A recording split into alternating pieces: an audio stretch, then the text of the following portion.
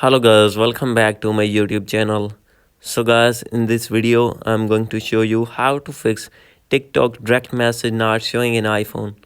So guys, if you're using iPhone and having this type of problem that message option not showing, so guys, how can you get this option easily? You can get this option. So let's start without wasting any time.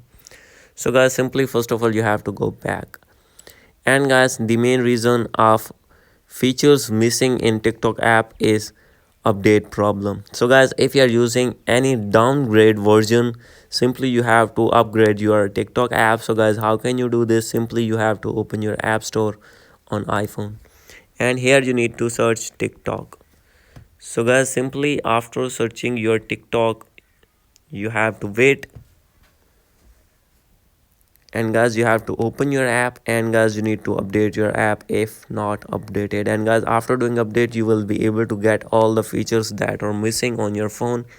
And second step is you have to open your settings, and guys after this you have to click on here the option of general, click on iPhone storage, click on TikTok app, and guys you need to offload your app. And after doing offload, you need to reinstall again and log in again your profile.